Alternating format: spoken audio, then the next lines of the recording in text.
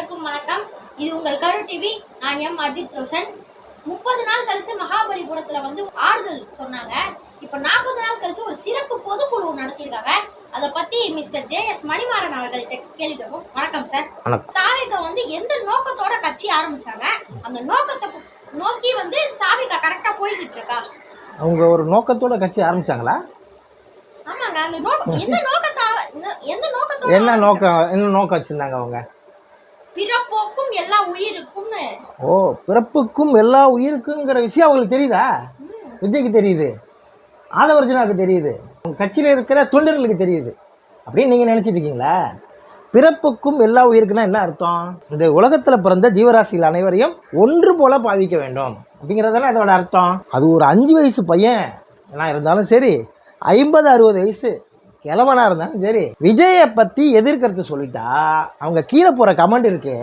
இந்த சொன்னீங்களே பிறப்புக்கும் எல்லா உயிருக்கும் சொன்னீங்கல்ல, அதெல்லாம் அப்படியே அழிச்சிருவானுங்க. ஏன்னு கேட்டால் அந்த பதிவு போகிறவங்கள மட்டும் இல்லை, அவங்க பக்கத்து வீட்டுக்காரங்களோட திட்டுறானுங்க, அசிங்கமாக திட்டுறானுங்க. இதுதான் நீங்கள் சொன்ன பிறப்புக்கும் எல்லா உயிருக்குங்கிற உங்களோட கோட்பாடு அப்படிங்கிறது நினச்சா ரொம்ப கேவலமாக இருக்குது. 2000 வருஷத்துக்கு முன்னாடி பாவம் ஒரு ஆள் ஒரு நல்ல நோக்கத்துக்காக எழுதி வச்சுட்டு போனதை இந்த நாசமாக போனவனுங்க எதுக்கு யூஸ் பண்ணுறான்னு பாரு.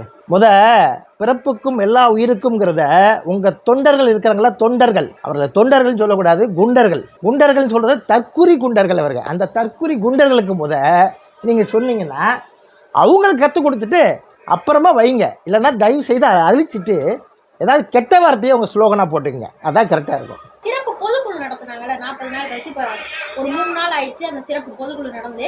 அதில் ஆதவர்ஜனா சொல்கிறாரு, 16வது நாள் முதல் 30 நாள் வரை ஏன் இன்று கூட நாங்கள் துரோகங்களும் சூழ்ச்சிகளும் தான் சந்திச்சுட்டு இருக்கோம். இதை பற்றி நீங்கள் என்ன நினைக்கிறீங்க? அந்த சிரிப்பு பொதுக்குழு கூட்டத்தில் தான் எனக்கு இல்லை, அது பார்த்தா சிரிப்பாக தான் வந்துச்சு எனக்கு. அதனால சொல்கிறேன், விஜய் அவர்கள் உட்காந்து ஸ்டைல் இருக்குல்ல, ஆடாடாடா என்ன ஒரு ஸ்டைல், அப்படியே அழகாக ரசிச்சுக்கிட்டே இருக்கணும் போல வச்சு விஜய் அவர்கள் மேலே. ரொம்ப கேவலமாக இருந்துச்சு விஜய் அவர்களே. தயவு செஞ்சு இந்த ரியாக்ஷன்லாம் பண்ணாதீங்க. நீங்கள் நினச்சிட்டு இருக்கீங்க இதை பார்த்து மக்கள்லாம் நீங்கள் ரொம்ப சோகத்தில் இருக்கீங்க, இறுக்கத்தில் இருக்கீங்க, கோவத்தில் இருக்கீங்க, கோவத்தின் வெளிப்பாடு உங்கள்கிட்ட வருதுன்னு நினைக்கிறாங்க. அதெல்லாம் கிடையாது. எல்லாம் காமெடியாக சிரிச்சிட்டு இருக்கிறாங்க, நக்கலாக சிரிக்கிறாங்க மக்கள். அதனால அதை நான் சிரிப்பு பொதுக்குழு கூட்டம் தான் சொல்லுவேன். ஆதவர்ஜனா இன்னொரு சொல்றாரு, எங்க அண்ணன் என்ன 30 நாள் அமைதியா இருக்காங்கன்னு எல்லாம் பார்த்துட்டு இருக்கீங்களா? 30 நாள் எதுக்கு அமைதியா இருக்காரு? துர்க்கத்துல இருக்கும். பெரிய பெரிய தலைவர்கள் என்ன சொல்றாரு, 2 நாள் கடந்து போயிடலாமேன்றாரு. அப்ப நாங்க ஏன் 30 நாள் துர்க்கத்துல உட்காந்துருக்கோம்? எங்க குடும்பத்தை இழந்துருக்கோம், எங்க உறவினர்கள் 41 பேர் எங்க குடும்பம், அந்த வழி எங்களுக்கு தான் தெரியும்ன்றாங்க. ஓ, உங்க துக்கம் தொண்டை அடைக்கும் பொழுது அதை துப்புறதுக்காக டெல்லி வரைக்கும் போன ஆதவர்ஜனா அவர்கள் இவ்வளோ வேகமாக பேசுகிறாரா? 30 நாள் துக்கம் தொண்டை அடைக்கும் பொழுது இவர்கள் கூடைப்பந்து விளையாட போகிறாங்களே, ஒருவேளை அடைச்சி இருந்தது கூட பந்தா இருக்குமோ, அதை எடுத்து தூக்கி போகிறதுக்காக போயிருப்போம் டெல்லி வரைக்கும். அதனால் சொல்கிறார், துக்கம் தொண்டையை அடைத்ததுனால் நாங்கள் 30 நாள். ஆனால் பெரிய விஷயம்தான் ஆதவர்ஜனா. ஏன்னா ஒரு கோழி குண்டை முழுங்கிட்டாலே செத்து போயிடுவோம். ஆனால் ஆதவர்ஜனா மிகப்பெரிய ஒரு கூடைப்பந்தை முழுங்கிட்டு கூமுட்டை இது வரைக்கும் உயிரோடு இருக்குதுன்னா மிகப்பெரிய ஆச்சரியம் தாங்க. உண்மையிலுமே ஆதவர்ஜனா அவர்கள் உண்மையிலுமே உங்களுக்கு துக்கம் தொண்டை அடைச்சிருக்கு.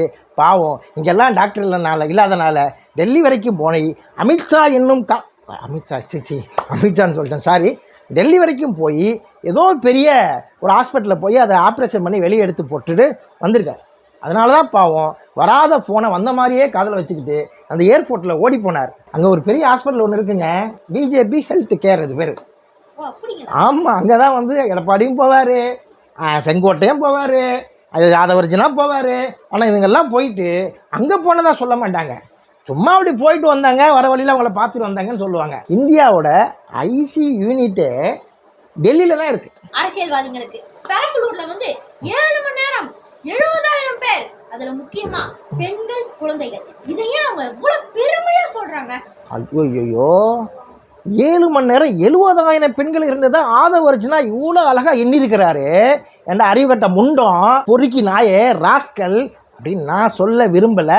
எல்லாரும் பேசிக்கிறாங்க, அதை உங்களுக்கு சொல்கிறதுக்கு விரும்புகிறேன், அவ்வளோதான். நான் சொல்ல விரும்பலை, சொல்கிறதுக்கு விரும்புகிறேன். 7 மணி நேரத்தில் 70,000 மக்கள் அங்கே கூடியிருந்தாங்க. அந்த 70,000 மக்களில் 30,000 40,000 பேர் பெண்களாக இருந்தார்கள் அப்படின்னு கணித மேதை ராமானுஜன் சார் இருக்கார் இல்லையா, அவரையே மிஞ்சின ஒரு திறமை படைத்த ஆதவர்ஜனா அவர்கள் 70,000 பேரில் 40,000 பெண்கள் இருந்தார்கள் அப்படின்னு கணித்தவர் கரூர் கூட்ட நெரிசல்ல இத்தனை பேர் இருப்பார்கள்னு ஏன் கணிக்க தவறிட்டாரு? ஒருவேளை அவருக்கு மாலைக்கண் நோயா இருக்குமோ, 7 மணிக்கு மேல கண்ணு தெரியாதோ அப்படின்னு எங்களுக்கு டவுட்டா இருக்கு. இந்த 70,000 பெண்கள் இருக்கிறாங்க அப்படின்னு கணித்தவர்கள் கரூர்ல இப்படி ஒரு சம்பவம் நடந்துரும் அப்படின்னு கணிச்சிருந்தாங்கன்னா இந்த உயிரிழப்பு தவிர்த்திருக்கலாம் இல்லையா? உயிரிழப்புக்கு நாங்க காரணம் இல்ல. நாங்க என்ன போட்டிருந்தோம் லெட்டர்ல, நாங்க 10,000 மக்கள்னு சொல்ல, 10,000 தொண்டர்கள் சொல்ல, 10,000 நிர்வாகிகள் வராங்கன்னு தான் சொன்னோம். மக்கள் எத்தனை பேர் வராங்கன்னு எந்த தலைவருக்கு தெரியும்னு கேக்குறாங்க. வளர்ந்த தடி முண்டம் இதுவும் நான் சொல்லலை, எய்த்த வீட்டுக்காரர் ஒருத்தர் சொன்னார், அதை சொல்கிறேன். என்கிட்ட சொன்னார், அது உங்களுக்கு சொல்ல வேண்டிய கடமை எனக்கு இருக்கு, சொல்கிறேன். இத்தனை மக்களை ஒருங்கிணைக்க முடியல அவனால், அத்தனை மக்களுக்கு தண்ணி கொடுக்க முடியல, அத்தனை மக்களுக்கு உணவு கொடுக்க முடியல, அத்தனை மக்களை காப்பாற்ற முடியல. 10,000 நிர்வாகிகள் புடுங்கிறதுக்காக இருந்தான். உன்னை பார்க்க வர்றது மக்களுக்காக தான் அந்த நிகழ்ச்சி நடத்துகிறேன். 10,000 நிர்வாகிகள் ஏன் உள்ள கொண்டு வந்த? அப்போ 25,000 பொதுமக்கள், 10,000 நிர்வாகிகள், இத்தனை பேர் சேர்ந்து தான் இந்த கூட்ட நெரிசலை உருவாக்கினீங்க அப்படின்னு ஆதவர்ஜினவே ஒத்துக்கிறேன். மதுரை 2ஆம் மாநாட்டுல வந்து சொல்றாங்க, திமுக அரசு எங்களுக்கு எதுவுமே கொடுக்க வேணாம், நாங்க பிரச்சாரம் பண்ணோம்னா உரிய பாதுகாப்பு, உரிய வசதி, உரிய போலீசார்கள் மட்டும் கொடுத்தா போதும். காவல்துறை பாதுகாப்பு அளிக்கும். எதுக்கு அளிக்கும்? ஒவ்வொரு வீட்டுக்கும் ஒவ்வொரு காவலாளியை வைக்க முடியாது. ஒரு ஏரியாவுக்கு ஒரு போலீஸ் ஸ்டேஷன் இருக்கு, அந்த காவல்துறை அங்க இருக்கு, அந்த காவல்துறை செயல்படும். அங்க என்ன குற்றம் நடக்குங்கிறத ஒவ்வொரு வீடா போய் காவல்துறை ஆராய முடியாது. அது மாதிரிதான் ஒரு பெருங்கூட்டம் கூடுது அப்படின்னா அந்த பெருங்கூட்டம் 25,000 பேர் 30,000 பேர் இருக்காங்கன்னா அத்தனை பேருக்கும் அவங்க வந்து பாதுகாப்பு கொடுக்கணுங்கிற அவசியம் இருந்தால் கூட அதற்கான காவல்துறையில ஸ்ட்ரென்த் இல்லை. ஆகையால் என்ன பண்ணுவாங்கன்னா ஒரு குறிப்பிட்ட ஒரு 10,000 பேர் இருந்தாங்களா, அங்கே ஒரு 300-400 பேர் வச்சிருவாங்க. அப்படி காவல்துறைக்கு ஒரு எண்ணிக்கை இருக்கு. அந்த எண்ணிக்கைப்படி தான் காவல்துறை வந்து அங்கே வந்து பாதுகாப்பு கொடுக்கும். இன்னைக்கு திமுக, அதிமுக இந்த கட்சிகள்லாம் பார்த்தா ஒரு தொண்டர் அணின்னு இருக்கும். இது தொண்டரணி என்ன பண்ணுவாங்கன்னா அந்த கூட்டத்தை நெறிப்படுத்துவாங்க. அப்படி நெறிப்படுத்துறதுக்கு அவர் தொண்டர்களும் ஒத்துழைக்கணும் இல்லையா? அந்த தொண்டர்கள் என்ன பண்ணுவாங்கன்னா இந்த குரங்கு பய பிள்ளைங்க மரத்து மேலே ஏறி தொங்குறது, கூரை மேலே ஏறி நிற்கிறது, அடுத்தவன் வீட்டுள்ள போடுறது, டிரான்ஸ்ஃபார்ம் மேலே ஏறுறானுங்க. அதாவது ஒரு நேரத்தில் கரண்ட் கட் ஆயிடுச்சுங்கிறதுக்காக அதுக்கு காரணம் கேட்டாங்க. அப்போ இதே செந்தில் பாலாஜி அவர்கள் சொன்னார், அணில்கள் ஏறுறதுனால கரண்ட் கட் ஆயிடுச்சு அப்படின்னு. அப்போ அணில் ரொம்ப கேவலப்படுத்தியிருந்தாங்க. இவங்களுக்கு அணில் குஞ்சின் பேர் வச்சது கரெக்டாக தான் இருக்கு. நீங்கள் கம்பி மேலே தான் ஏறுவீங்க, நாங்கள் டிரான்ஸ்ஃபார்ம் மேலே ஏறுவோம்னு சொல்லி இந்த தற்கூரிங்க ஏறுறாங்கல்ல, அதுதான் அவங்களோட கட்டுப்பாடு. எங்க தலைவனை நீங்க தொட்டு பாருங்கடா, எங்க தலைவனை நீங்க தொட்டு பாருங்க, முடிஞ்சா அவர் வீட்டுக்குள்ள போய் நீங்க அடிச்சு பாருங்கடா, தெரியும் உங்களுக்கு. அட பாவி ஆதவர்ஜினாங்கிறதோட பாவம் விஜய் அவர்கள்னு சொல்லணும். அதான் உண்மை. என்ன தொட்டுட்டு என் தலைவனை தொடுறான் அப்படிங்கிறவன் தான் உண்மையான தொண்டை. என் தலைவனை தொட்டு போடுறான்றவன் உண்மையான தொண்டை கிடையாது. கூட இருந்தே குழி பறிக்கிறான். ஆதவர்ஜினா கூட கவனமா இருங்க, உள்நோக்கம் இருக்கு. தயவு செஞ்சு இந்த தடி மாடை கொஞ்சம் ஓரமா வச்சிருங்க. வழியில குருசாமி காலேஜ்ல இருந்து 5,000 பசங்க ஓடி வராங்க, அதுல 3,000 பெண்களும் ஓடி வராங்க. இந்த ஆதவர்ஜினா பைத்தியக்கார பொறுக்கி எப்ப பார்த்தாலும் இந்த பெண்களை கரெக்டா ஏறான்பா. இந்த பெண்களை மட்டும் கரெக்டா ஏறான். இந்த தடிமாடு பையில கொஞ்சம் கவனமா பார்த்த பெண்களே வந்தா செருப்பாளி அடிங்க அவனை அப்படின்னு நான் சொல்லலைங்க. பக்கத்து வீட்டுல இருந்தார் ஒருத்தர், அவங்க சொன்னாங்கன்னு சொல்ல வேண்டிய கடமை எனக்கு இருக்கு, அதனால சொல்றேன். ஆதவர்ஜினா சொல்றாரு, அண்ணன் மேல கை வச்சு பாடுறா, காலேஜ் இளைஞர்கள் கூட்டம் எல்லாமே வந்து நிக்கும்ன்றாரு. இந்த தற்கொலை திருட்டு பைய என்ன புத்தி பாருங்க அவனுக்கு.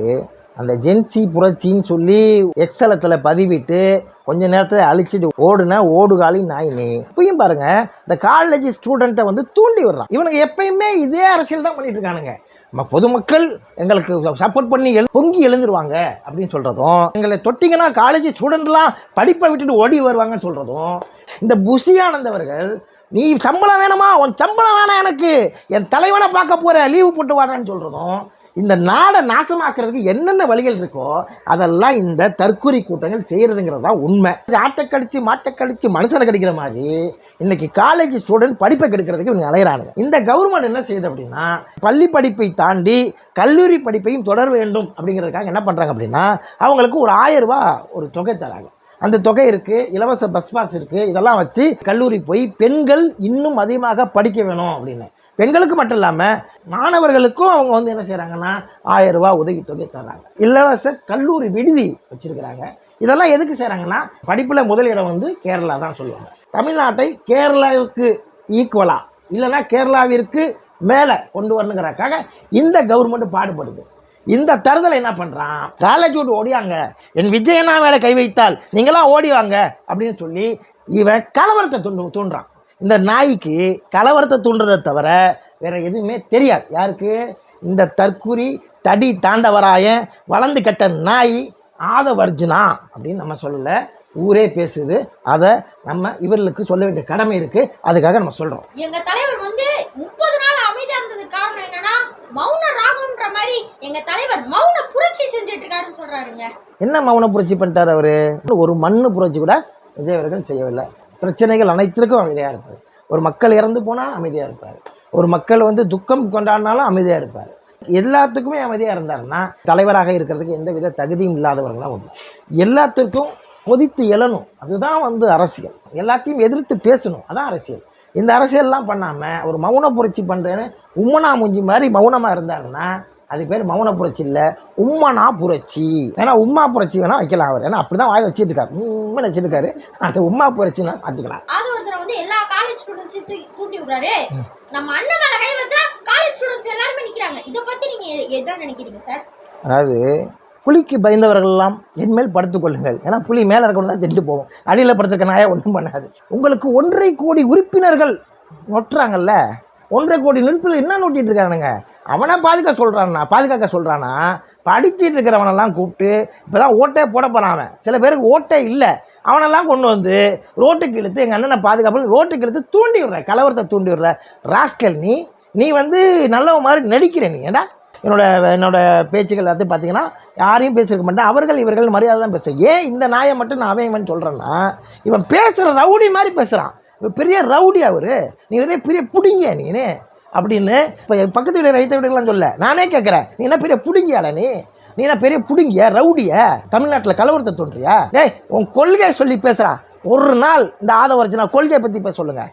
அந்த கொள்கையை பற்றி இந்த ஆதவர்ஜனா பேசிட்டா நான் தாவேக்காக்கு ஓட்டு போடுறேன். தாவேக்காவை எதிர்த்து அத்தனை பதிவுகளை நான் நீக்கிறேன். கொள்கை தெரியாது, கோட்பாடு தெரியாது, அரசியல் தெரியாது, கலவரத்தை தூண்டுவது மட்டும் தான் தெரியும் உனக்கு. பத்திரிகையாளர்களுக்கு பார்த்தா பயந்து ஓடுற ராஸ்கல் நீங்க. எவனா ஒருத்தன் பத்திரிகைகளை சந்திச்சு பேசுறீங்களாடா? நீயா இருக்கட்டும், உங்க நொன்ன விஜயா இருக்கட்டும், எவனாவது பேசுறீங்களா? சாரிங்க, நான் வந்து அவன் பேசுறதுக்கு சாரிங்க. ஏன்னா இது சரின்னு அவங்க கூட்டத்தை சேர்ந்த ஒருத்தர், அவர் வந்து காம கொடுறனா காமேஷ் என்ற கொடூரன் அப்படின்னு பேச நினச்சா அது காம கொடூரன் சேர்ந்து வந்துருச்சு. இந்த காமேஷ் என்ற கொடூரன் என்ன சொல்கிறான் அப்படின்னா, வாடா போடான்னு ஒரு ஃப்ளோவில் பேசிட்டாராம் ஆதவர்ஜனா. அப்புறம் தான் அவர் சாரி சொல்லிட்டார்ல, முடிஞ்சு போச்சு. அதே மாதிரி தான் நானும் நல்லா திட்டேன், சாரி சொல்கிறேன், தப்பாக எடுத்துக்காதீங்க. ஒரு பெண் தொண்டர் சொல்கிறாங்க இந்த ஓசி பஸ் வேணாம், பெண்களுக்கு கொடுக்குற தொகை வேணாம், இதை பற்றி நீங்கள் என்ன நினைக்கிறீங்க? இந்த பிளாக் டிக்கெட் வேணான்னு சொல்லி விஜய் அவர்களை சொல்லுங்கள். பிளாக் டிக்கெட் யாரத்தை ஏமாற்றி வைக்கிறாரு தெரியுமா? மக்களை ஏமாற்றி இல்லை, அவரோட ரசிகர்களை ஏமாற்றி வைக்கிறாங்க. ரசிகர் ஷோ இருக்குல்ல, அது 5000, 10,000, 25,000, 50,000 வரைக்கும் டிக்கெட் வாங்கி படம் பார்க்குறாங்க. அந்த ரசிகர் ஷோ அமௌண்ட் தான் அவங்களுக்கு வருமானமே. பிளாக் டிக்கெட்ல விற்க வேணாம்னு சொல்லுங்க. 1000 ரூபாய்க்கு தான் கஷ்டப்படுறான் ஏழை. ஒரு 1000 ரூபா இருந்தால் அவனுக்கு எவ்வளோ பெரிய விஷயம். ஒரு கரண்ட் பில் கட்டலாம், காய்கறி வாங்கலாம், தன் பிள்ளைக்கு படிப்பு செலவு கொடுக்கலாம், ஒரு பேனா வாங்கலாம். அந்த 1000 ரூபாய் எவ்வளோ விஷயங்களுக்கு உதவும். அந்த 1000 ரூபாய் வாங்குற பெண்கள் இன்னைக்கு சந்தோஷமா இருக்கிறாங்க. அந்த 1000 ரூபாய் விடுபட்டவர்கள் இன்னமும் போராடிட்டு இருக்காங்க அந்த 1000 ரூபாய் வாங்குறதுக்கு. இந்த அரசாங்கத்தை குறை சொல்லுங்கிறதுக்காக ஏழை மக்கள் பயனடைகிற திட்டத்தை வேணான்னு மறுக்க சொல்றியே. நான் வந்து தாவேக்காக்கார மாதிரி தப்பா பேச மாட்டேன், தவறா பேச மாட்டேன். என்னோட சகோதரி, நீ உன் சகோதரிக்கு சொல்றேன், தயவு செய்து உன்னை போல சகோதரிகள் அந்த 1000 ரூபாய் வாங்கிட்டு சந்தோஷப்படுறாங்க. அந்த 1000 ரூபாயில கை வைக்காதீங்க. நீங்க அரசாங்கத்தை அழிக்கணுங்கிறதுக்காக எத்தனை விஷயங்கள் இருக்க வேண்டியிருக்கு. மதுரையில 200 கோடி ஊழல் நடந்திருக்கு. அதற்கு காரணம் நகைச்சியை கையில் வைத்திருக்கும் திமுக உறுப்பினர்கள் தான். அதை பத்தி பேசுமா? கரண்ட் பில் ஏறி இருக்கு, அதை பத்தி பேசுமா? சொத்து வரி ஏறி இருக்கு, அதை பத்தி பேசுமா? விலைவாசி ஏறி இருக்கு, அதை பத்தி பேசுமா? திருச்சியில வேலை வாய்ப்பு வாங்கி தரதுக்காக 88,000 கோடி வாங்கியிருக்காங்கன்னு சொல்றாங்க, அதை பத்தி பேசுமா? அதையெல்லாம் விட்டுட்டு ஒரு 1000 ரூபாய் வாங்கும் மகளிர், ஏன்னா அந்த 1000 ரூபாய் தான் நாளைக்கு இந்த ஆட்சியை மீண்டும் கொண்டு வர போகுது. அந்த 1000 ரூபாய் தடுப்பதற்காக நீங்க முயற்சி பண்றீங்க, அது தவறுமா? அது தவறு. அதே மாதிரி ஓசி பஸ்ன்றீங்க. இந்த ஓசி பஸ்ன்னு சொன்ன பொன்முடி தான் இன்னைக்கு காணாம போயிருக்காரு. ஏழை மக்கள் மேல கை வைக்கிற அத்தனை பேரும் காணாம போயிருவாங்க. அதற்கு உதாரணம் அந்த பொன்முடி அவர்கள். ஓசி பஸ்ன்னு சொன்ன அன்னைக்கு அவருடைய சரிவு ஏற்பட்டது. அவர் மந்திரி பதவியை இழந்து இருக்கிறாருன்னா அதுக்கு காரணம் அந்த ஏழை மக்கள் அடி வைத்தல கை வைத்தது தான். தயவு செய்து இந்த ஏழைகளுக்கு சென்றடைகிற திட்டங்களை யாரும் குறை சொல்லாதீங்க. பெரிய பெரிய ஊழல் நடக்குது, அதை பற்றி சொல்லுங்க. தயவு செஞ்சு ஊழல் சொல்றதுக்கு முன்னாடி விஜயண்ணாவுக்கு ஒரு கோரிக்கை வைங்க. ஜனநாயகன் திரைப்படம் வரும்பொழுது தியேட்டரில் என்ன விலை கொடுத்து வாங்க வேண்டுமோ அந்த விலையில் டிக்கெட் கிடைக்குன்னு உங்கள் விஜயண்ணாவை அறிவிக்க சொல்லுங்க. அது ஏழைகளுக்கு செய்கிற பெரிய ஹெல்ப்பாக இருக்கும். ஏழைகளுக்கு வந்து இந்த திட்டத்தை அசிங்கமாக பேசாதீங்க சகோதரி. தயவு செய்து அடுத்த தடவை இந்த கோரிக்கை அண்ணனா சொல்கிறேன், இந்த கோரிக்கை ஏற்றுக்கிட்டு அதை மாற்றிக்கங்க. போலீஸாரா வந்து அவருக்கு அட்வைஸ் பண்றாரு ஆதவதினாக்கு, எதுக்கு கரூர் வந்தீங்க, இதோ ஒரு ரவுடி பிளேஸ்னு தெரியும்ல, செந்தில் பாலாஜி ஒரு ரவுடின்னு தெரியும்ல, செந்தில் பாலாஜி எதுக்கு ரவுடின்னு சொல்றாங்க? இல்லை, அவருக்கு எப்பயுமே இந்த கட்சிக்கு என்ன ஒரு பொழப்பா போச்சுன்னா எல்லாமே லேட்டாக பண்ணுறது தான் பொழப்பா போச்சு. கரூரில் துயர சம்பவம் நடந்துருச்சு, 30 நாள் கழிச்சு தான் வாயை திறந்தானுங்க. செந்தில் பாலாஜி கலவரம் பண்ணிட்டாருன்னு அதுக்கு 6 மாதம் கழிச்சு தான் ரியாக்ட் பண்ணுவாங்களாம். டே கும்பகர்ணங்களா, கும்பகர்ணன் தான்டா 3 மாதம் 4 மாதம் தூங்குவாருன்னாங்க. நீ உங்க நொண்ண கும்பகர்ணனா 3 மாதம் 6 மாதம் ஒருக்கா தான் செயல்படுவீங்களாடா? டே அப்படி செயல்படாத உறுப்பே கெட்டு போயிருண்டா. கிட்னி 6 மாதம் ஒருக்கா செயல்பட்டுச்சுன்னா உயிரோட இருப்பியா? உன்னோட கணையம் 6 மாதத்துக்கு ஒருக்கா தான் செயல்படுன்னா உயிரோட இருப்பியா?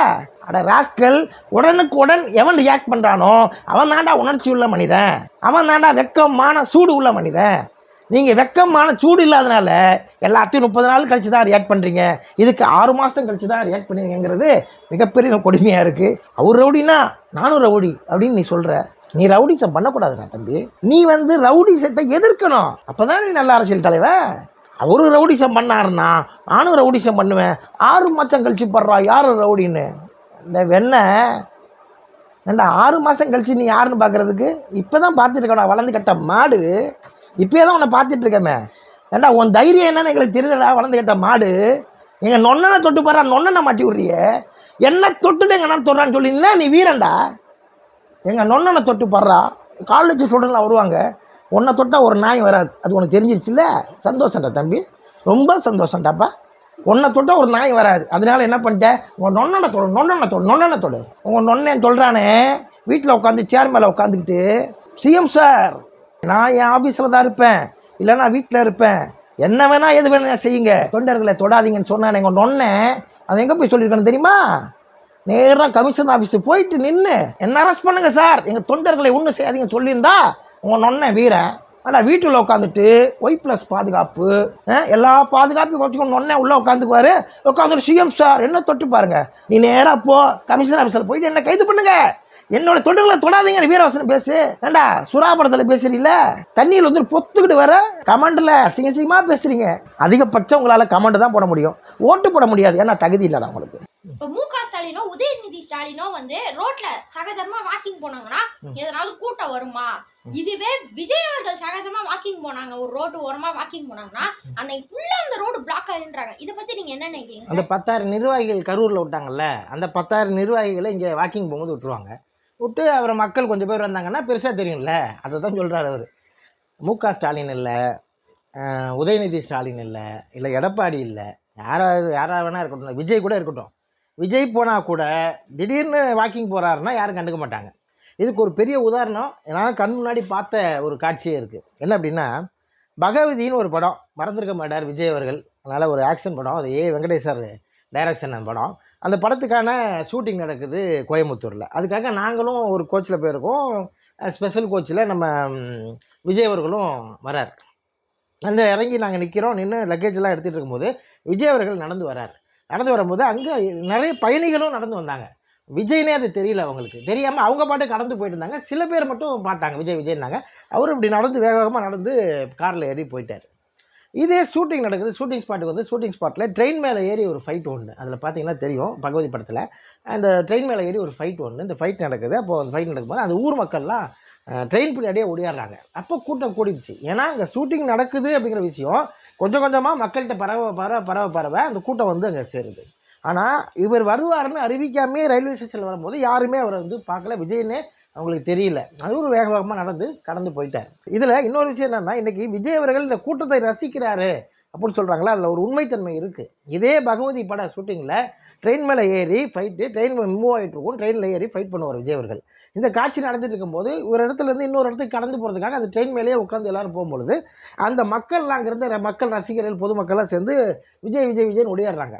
அப்போது அங்கே ஒருத்தர் பக்கத்தில் அவரோட மேனேஜர்னு நினைக்கிறேன், மேனேஜராக பிஏவோ எனக்கு சரியாக தெரியல, அவர் உட்காந்துருக்காரு. அவர் என்ன சொல்கிறார் அப்படின்னா, போங்க போங்க போங்க பின்னாடி ஒடியாராதீங்க வரட்டுறாரு. அப்போ விஜய் அவர்கள் சொல்கிறாரு, ஓ ரசிகர்கள் தான் அப்படி தான் வராங்க, கம்முனு அப்படின்றார். அப்போது இந்த ரசிகர்கள் கூட்டம் தன்னை நோக்கி ஓடி வருவதை வந்து அவர் அன்னையிலேருந்தே ரசிக்கிறாரு அப்படிங்கிறத நான் கனெக்ட் பண்ணி பார்க்குறேன் இதில். ஆக எதுவுமே முன்னறிவிப்பு இல்லாமல் யாரோ ஒருத்தருங்க போகிறாங்கன்னா அவங்கள கண்டுக்க போகிறதில்ல யாருமே. முன்னறிவிப்பு செய்த நேரத்திற்கு போகாமல் காலம் கடத்தும் பொழுது அங்கே ஆட்டோமேட்டிக்காக கூட்டம் சேருது. டிடி வாசனோன்னு ஒரு தம்பி, அவர் வந்து பைக் ரேசிங் பண்ணுவார். ஒரு ஹோட்டல் ரூமில் தங்கியிருக்காரு. இந்த செய்தி வந்து அங்கே சுற்றி இருக்க மக்களுக்கு தெரிஞ்சிருச்சு, அவரை ரசிக்கக்கூடிய மக்களுக்கு தெரிஞ்சிருச்சு. அவரை பார்க்கறதுக்கு அத்தனை கூட்டம் அந்த ஹோட்டல் ரூமுக்கு வெளியே கூடி மிகப்பெரிய டிராஃபிக்கை அங்கே உண்டாக்கிட்டார். டிடிவி வாசன் அவர் வந்து மிகப்பெரிய ஒரு ஃபெமிலியர் கிடையாது, ஒரு சினிமா நடிகர் கிடையாது. அவர் இருந்தாலும் கூட சோசியல் மீடியாவில் ஒரு வைரலான ஒரு நபர், அவ்வளோதான். அந்த நபருக்கு இப்படி வரும் பொழுது ஒரு 30 வருடமாக சினிமாவில் இருக்கிறார். அதுவும் சும்மா இல்லை, சூப்பர் ஸ்டார் அப்படிங்கிற இடத்துல இல்லைன்னா கூட அதற்கு அடுத்த இடத்துல விஜய் அவர்கள் இருக்கிறார், நம்பர் ஒரு நடிகர். இப்படி நம்பர் ஒரு நடிகர் வர்றாருன்னு சொல்லும் போது கூட்டம் சேர்றதுல மிகப்பெரிய ஆச்சரியம் எதுவுமே கிடையாது. இதான் உண்மை. இன்னொன்னு சொல்றாரு, எங்க இளைஞர்கள் தொண்டர்கள் மேல கை வச்சீங்கன்னா சுப்ரீம் கோர்ட்ல இருந்து ஆள் வருவாங்க. இத பத்தி நீங்க என்ன நினைக்கிறீங்க? சுப்ரீம் கோர்ட்டுக்கு வேற வேலையே இல்லை. விஜயோட தொண்டர்கள் எங்க கை வைக்கிறாங்க கால் வைக்கிறாங்கன்னு பார்த்துட்டு இருக்கிறதான் சுப்ரீம் கோர்ட்டு வேலையா? இதுலேருந்து என்ன தெரியுதுன்னா பயம் தெரியுது. எங்கள் அண்ணன் வீட்டில் நுழைஞ்சுப்பார், எங்கள் அண்ணனை அடிச்சுப்பார், எங்கள் அண்ணனை தொட்டுப்பார், காலேஜே வரும், எங்களோட சுப்ரீம் கோர்ட்டு வரும் அப்படின்னு சொன்னான்னா அவன் பயப்படுறான்னு அர்த்தம், வேறு ஒன்றுமே கிடையாது. அதாவது தைரியமான வேணா சொல்லுவா தெரியுமா, வாடா பார்க்கலான்னுவான், நீ வாடான்னு சொல்லி நின்றுவான், அவ்வளோதான். முடிஞ்சா நடுறா அப்படின்னு நிற்பான். தைரியம் இல்லாத வேணா சொல்ல தெரியுமா, நீ மேலே கையை வச்சு பாடுறா, என் அண்ணன் வருவான்டா, என் தம்பி வருவான்டா, என் ஊர் வரும்டா, என் ஃபேமிலி வரும்டா, என் ஜாதிக்கார வருவான்டான்னு சொல்லி எவன் உதாரணம் அது உதாரணம் அர்த்தம். கரூர்ல வந்து நாங்க கிளம்புற அடுத்த நிமிஷமே வந்து மரணாடி லத்தி சார்ஜ் போலீஸ் கண்ணால பார்த்தேன்னு சொன்னார். இதை பத்தி நீங்க என்ன நினைக்கிறீங்க? மரண அடி திரும்பி தற்கூரின்னு நிரூபிக்கிறீங்கடா நீங்க. அதான் உண்மை. இப்போ கரூரில் நடந்த சம்பவம் எல்லாமே வீடியோ எடுத்திருக்காங்க, டெலிகாம் வச்சு எடுத்தாங்க, மீடியாக்கள் எடுத்தது எல்லாமே வெளியே வந்துச்சு இல்லையா? பஸ்ஸு வந்துருச்சுன்னு அந்த ஆப்போசிட்டில் தடுத்து நிறுத்தப்பட்டவர்கள்லாம் ஓடி வந்தாங்க, அந்த வீடியோ வந்துச்சு. அது ஒரு தனிப்பட்ட நபர் எடுத்தது தான். அதேமாதிரி ஒரு மாடியிலேருந்து இங்கே நடந்தது ஒருத்தர் எடுத்திருக்காரு, அது தனிப்பட்ட நபர் எடுத்த வீடியோ தான். இப்போ இந்த வீடியோலாம் வெளியே வர்றதுக்கான சுதந்திரம் அங்கே இருந்திருக்கு. தொண்டர்களை மரண அடி அடித்தாங்க காவல்துறைன்னு சொல்கிறீங்கல்ல, அப்போ மரண அடி அடித்ததை யாராவது ஒருத்தர் வீடியோ எடுத்துருக்கணும்ல? இவ்வளோ துக்கத்திலையும் ஃபோன் பேசிட்டு போனான்ல ஆதவர்ஜுனா, சாருன்னு கேட்டதுக்கு அப்படியே கண்டுக்காத மாதிரி ஃபோன் பேசுகிற மாதிரி ஓடனான்ல.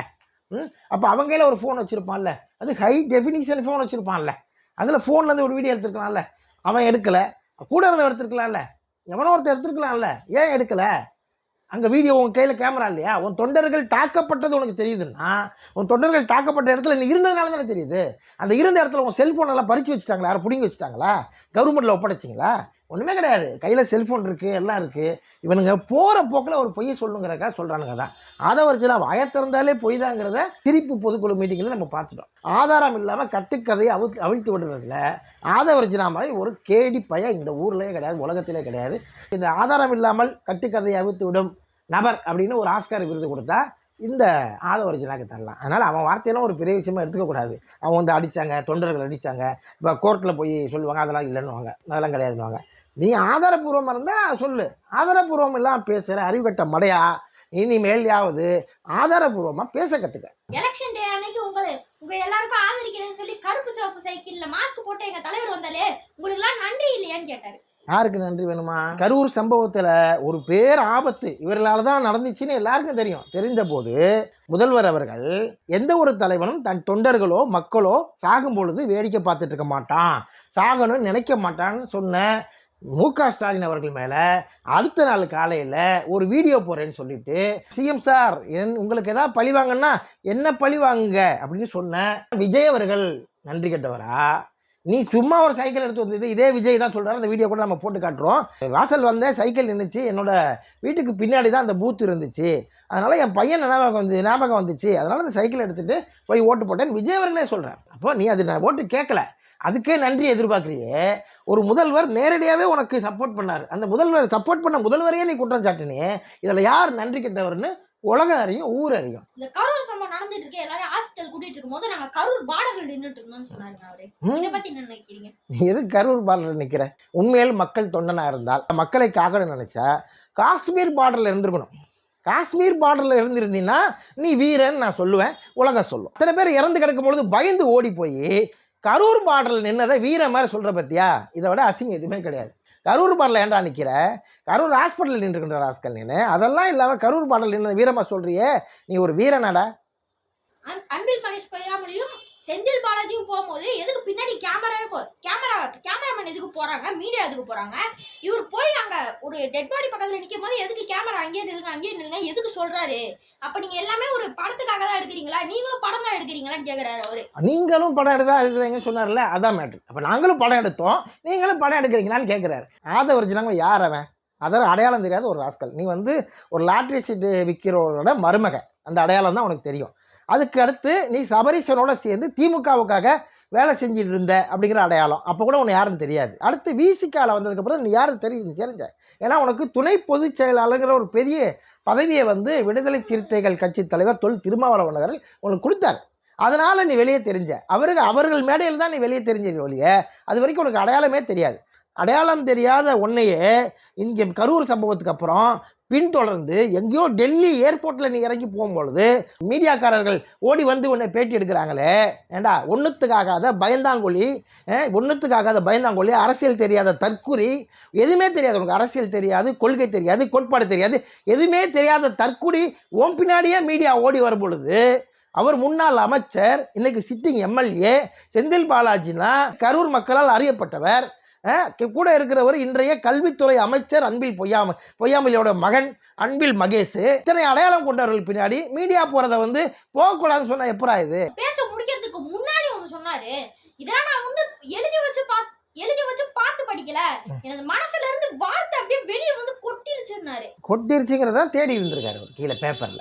மனசுல இருந்து கொட்டுறதை பேப்பர்ல தேடி படிச்சார் அவர், அவ்வளவுதான். ஏன்னா நம்ம எல்லாருக்கும் தெரியும் அது அவனுங்க அப்பட்டமான பொய் சொல்கிறானுங்கிறதுக்கு இது ஒரு உதாரணமே போதும், வேற எந்த உதாரணம் வேணாம். உள்ள பேப்பரை வச்சு தான் படிக்கிறான் அவன். படிச்சுட்டு என் மனசில் இருந்தது கொட்டினேன்னா நீ கட்டினது பேப்பர்லேருந்து தேடினியா? திருட்டு பையன் பொய் வாயத்திறந்தா பொய் தான்ப்பா பேசுவார் அவர். படிச்சுட்டு இருந்த பேப்பர் கீழே விழுந்துருச்சு. அவன் இங்க பார்த்து பேசும்போது பக்கத்துல யாரோ உட்கார்ந்துருக்காங்க, அவங்க வந்து பேப்பர் எடுத்து மேல வச்சிருக்காங்க. அப்புறம் எப்படி சார் அவங்க வந்து நான் பேப்பரை பார்த்து படிக்கல, மனசுல இருந்து என் வார்த்தை கொட்டுச்சுன்னு எப்படி சார் சொல்ல முடியும்? உலகமகா ஃப்ராடுமானுங்கள்ல, அது இவனுங்க தான். இவன் இந்த விஜய் எல்லாம் உலகமகா ஃப்ராடு.